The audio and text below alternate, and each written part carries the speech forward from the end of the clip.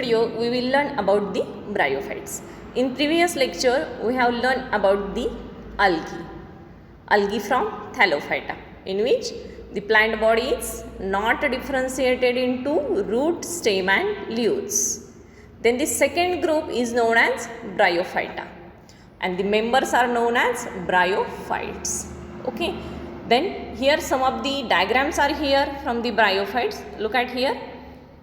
Okay. In this rainy season you have observed this type of views on wall, on dead wood, certain plants. Okay. Then look at the characters of bryophytes. They are called as amphibians of plant kingdom. What is meant by amphibians? They are found on terrestrial as well as in aquatic forms. But here why bryophytes are known as amphibians of plant kingdoms? Because they can live in a soil but need water for their sexual reproduction. Means they require soil as well as they require water, and hence known as amphibians of plant kingdom. Question may be asked for MCQs. Dash is known as amphibians of plant kingdom. Correct answer is bryophyte. Then they occur in damp, humid and shaded localities. Where they are found? They are found in humid, damp and shaded localities. Then next characters. Bryophytes body is differentiated into, it is more differentiated as compared to algae. What is the structure of algae? Algae is thalloid. It is not differentiated into root, stem and leaves. But in case of bryophyte, it is more differentiated as compared to the algae. It is thallus-like and prostrate or erect, attached to the substratum with the help of rhizoids. Here, look at here, it is a diagram of Funaria. At the bottom there are rhizoids. Here rhizoids are not roots. Rhizoids are in the form of roots. Then they show certain leaf-like organs. These are not leaves, they looks like leaves. Okay, and upper portion is somewhat erect or prostrate in nature. Okay, what are rhizoids? Rhizoids are the unicellular or multicellular structures which behaves as a root-like structure.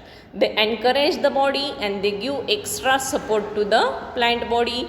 They are also useful for absorbing water and minerals. Then next character, bryophytes lack true root, stem or leaves. True roots are absent. Here roots are replaced by rhizoids. Stem and leaves are also absent. The greenish part is not a leaves, they are leafy appendages. They may possess root-like, leaf-like or stem-like structures. The main plant body is haploid, means they having the single set of chromosomes. It produces gametes and hence called as gametophyte. Means gametophyte is haploid in nature. Okay. Then next, here another example from the bryophyte is Mercantia. Here these are the Mercantia from bryophyte. They are male and female. Here this one is Mercantia plant. Plant body is thalloid. Look at here.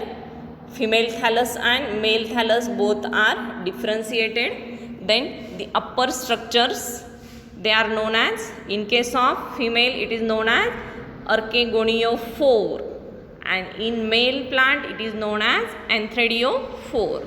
Okay. Then here rhizoids are also there.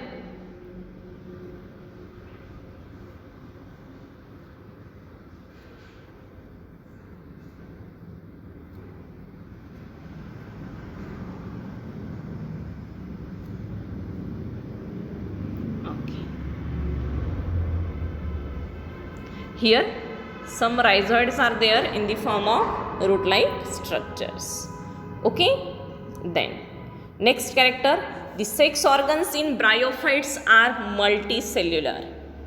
Male sex organ is known as antheridium, produces biflagellate antherozoids, and female sex organ is known as archegonium. It is flask shaped and produces a single egg-like structure. Here once again look at here, archegoniophore, it produces egg cells, and antheridophore, it produces the antherozoids.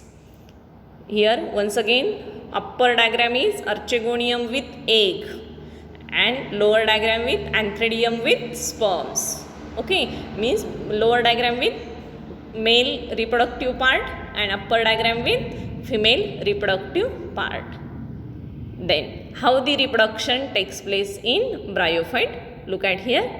Antherozoids are released to water and meet archegonium. The antherozoid fuses with the egg to form a zygote. Means it floats through the water. It requires water for the fertilization. Then the zygote do not undergo meiosis immediately. They produces a multicellular body called as sporophyte. Means here sporophyte is diploid in nature. One set from egg cell and one set from the antherozoids, and they produces a diploid structure known as sporophyte. Means the gametophyte is haploid in nature and sporophyte is diploid in nature. Then what is sporophyte? It is not free living but attached to the photosynthetic gametophyte and derives nourishment from it. Some cells of the sporophyte undergo meiosis to produce haploid spores, and these spores germinate to form the gametophyte. Once again look at here. Okay. From the funaria, the lower part is the leafy appendages and rhizoids. They belongs from gametophyte on which sporophyte is developed. How the sporophyte is developed? Sporophyte is developed after the fusion of male and female gamete, or after the fusion of antherozoid and egg cell, a sporophyte is developed. Okay, it shows presence of capsule in which number of spores are enclosed, and when the spores mature they release from it and they again produces the gametophyte, means the lower part. Gametophyte produces